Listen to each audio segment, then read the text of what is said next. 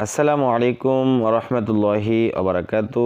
আমরা ধারাবাহিকভাবে কোরআন কারিমের সূরাতুল বাকারার 182 নম্বর আয়াত পর্যন্ত সহি শুদ্ধভাবে পড়েছিলাম বানান করে। এবার আমরা 83 নম্বর আয়াত, এই যে ছোট আয়াত দেখতেছেন, এই ছোট আয়াতটি আমরা পড়ব ইনশাআল্লাহ। আর আপনি অবশ্যই মনোযোগ সহকারে আমি যখন যে কথাগুলো বলি, কোন জায়গায় একালিফ টেনে পড়তে হবে, কেন পড়তে হবে, কোন জায়গায় কোন হরফটা কাকে ধরবে, কেন ধরবে, এই কথাগুলো আমি যখন বলবো, আমি প্রত্যেকটা ভিডিওতে কথাগুলো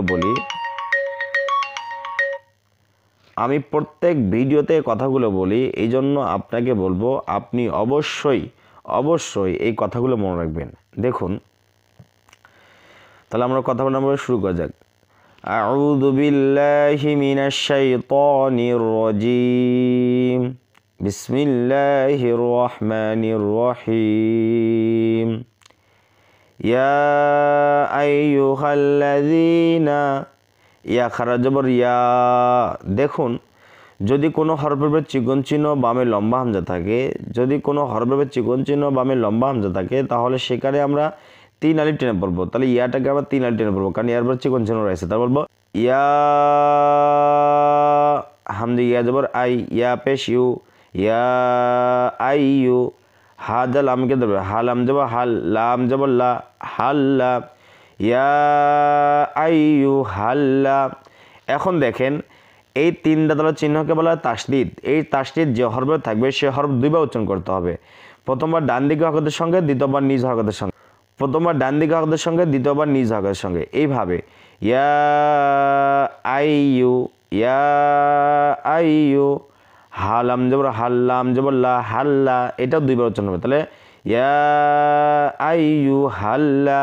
জালিয়া যে জি, জেরের বাম পাশ জজমলা ইয়া, একালিফ টান, নুন জবর না, লাযীনা, হামজা খারা জবর আ, একালিফ টান, মিম জবর না, মিম জবর মা, নুন অপেশ নু, পেশের বাম পাশ জজমলা ওয়াও, একালিফ টান। তাহলে বলবো আমানু, আ একালিফ, নু একালিফ, আ টানবো যে খারা জবর থাকার কারণে, নু টানবো পেশের বাম পাশ জজমলা ওয়াও থাকার কারণে, একালিফ টান পড়তে হবে, মদে তবাই।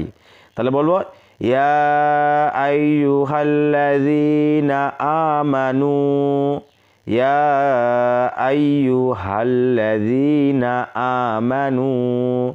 কাপেশ কু, তাজের তি, কুতি, বাজর বা, কুতি বা, আইন জবর আ, লামিয়া জবর লাই, আলাই, কাপেশ কু, আলাইকু।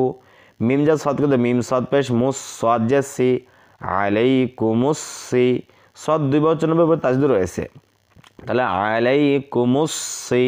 ইয়া আলিফ জবর ইয়া, জবরে বাম পাশে খালি আলিফ, এক আলিফ টান। তাহলে সিয়া, মিম পেশ মু, আলাইকুমুসসিয়ামু, আলাইকুমুসসিয়ামু। ইয়া আইয়ুহাল্লাযীনা আমানু কুতিবা আলাইকুমুসসিয়ামু, আলাইকুমুসসিয়ামু। কাফ জোর কা, মিম আলিফ জবর মা, জবরে বাম পাশে খালি আলিফ, এক আলিফ টান, কামা।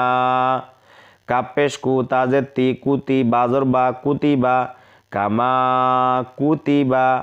আইন জবর আ, লাম, লাম জবর লাল, লাম দুইবার উচ্চারণ হবে, তাজদিদ রয়েছে। তাহলে আলাল, লাম জবর লা, জালিয়া যে জি, জেরের বাম পাশে জজমলা ইয়া, এক আলিফ টান। তাহলে লাযী, নুন জবর না, আলাল্লাযীনা। আলাইকুমুসসিয়ামু কামা কুতিবা আলাল্লাযীনা, আলাইকুমুসসিয়ামু কামা কুতিবা আলাল্লাযীনা, আলাল্লাযীনা। আইন চাপ দিয়ে পড়তে হবে, আলাল্লাযী, জি নরম করে উচ্চারণ করতে হবে। জিহ্বার আগাটাও ওপরের দাঁতের সঙ্গে লেগে উচ্চারণ, দুই দাঁতের আগার সঙ্গে লেগে জিহ্বাটা বের করে উচ্চারণ করবেন। দেখেন আলাল্লাযীনা। মিম নুনজার মিং, ইকফা। যদি নুন সাকিনের পর কফ থাকে তাহলে নুন সাকিনকে গুন্ডা করে পড়তে হবে, মিং। অথবা যদি নুন সাকিনের ওপর নীল কালার অঙ্ক থাকে তাহলে সেই নুন সাকিনটাকে অনেশ্বর দিয়ে গুন্ডা করে পড়তে হবে, ময়সের মি, অনেশ্বর, মিং, এভাবে উচ্চারণ করতে বলতে হবে, মিং। কব বাদর কবে, বাটা হলো কলকলাপ ধাক্কা দিয়ে পড়তে হবে। যদি কোনো হরফের উপর লাল চিহ্ন করা রয়ে থাকে তাহলে সেই হরফটাকে অবশ্যই ধাক্কা দিয়ে পড়বেন, এভাবে। কব বাজর কবে, মিং কবে, লাম জেলি, কাপ মিম পেশ কুম, মিন ক্বাবলিকুম মিন ক্বাবলিকুম আলাল্লাযীনা মিন ক্বাবলিকুম লাম জবর লা আইন লাম জবর আল লা আল লাম জবর লা লাআল্লা লাআল্লা কাপ মিম পেশ কুম লাআল্লাকুম মিন ক্বাবলিকুম লাআল্লাকুম তা জবর তা জবর তা কফাও পেশ কু পেশের বাম পাশে জজমলা ওয়াও একালিফ টান তাত্তাকু নুন জবর না তাত্তাকুনা এখন যদি আমি অক্ফ করি তার নুন সাকি দিতে হবে আর কুটাকে তিলের টেন বলবো এইভাবে তাত্তাকুন মিন ক্বাবলিকুম লাআল্লাকুম তাত্তাকুন মিন ক্বাবলিকুম লাআল্লাকুম তাত্তাকুন ইয়া আইয়ুহাল্লাযীনা আমানু কুতিবা আলাইকুমুস সিয়ামু কামা কুতিবা আলাল্লাযীনা মিন ক্বাবলিকুম লাআল্লাকুম তাত্তাকুন। যদি আপনাদের কাছে এই ভিডিওটি ভালো লাগে থাকে অবশ্যই আপনি আমার এই চ্যানেলটি সাবস্ক্রাইব করবেন এবং ভিডিওতে অবশ্যই একটি লাইক করে দিবেন। আর আপনি ধারাবাহিকভাবে পার্ট টু পার্ট আমার ভিডিওগুলো দেখুন, ইনশাল্লাহ আপনিও সহিহ শুদ্ধভাবে কোরআন শিখতে পারবেন, পড়তে পারবেন। 100% গ্যারান্টি, ইনশাল্লাহ আপনি পড়তে পারবেন যদি মনোযোগ সহকারে ভিডিওটা দেখেন। আর আমি কি বলতেছি, কোন জায়গায় কীভাবে টানতেছি, কোন জায়গায় টানতে বলতেছি, কোন জায়গায় কোন হরফটা কাকে ধরতেছে এবং কোন জায়গায় নাকের ভিতরে লোকা গুণনা করে পড়তে হইতেছে, এই কথাগুলো আপনাকে অবশ্যই মনে রাখতে পারবেন। যদি আপনি আমার এই কথাগুলো মনে রাখতে পারেন তাহলে মনে করবেন আপনি যে কোনো কোরআন পড়তে পারবেন। আর যদি এই কথাগুলো মনে রাখতে না পারেন সেক্ষেত্রে আপনি এই কালার বোর্ডের যে কোরআন রয়েছে সেটা সুন্দরভাবে পড়তে পারবেন।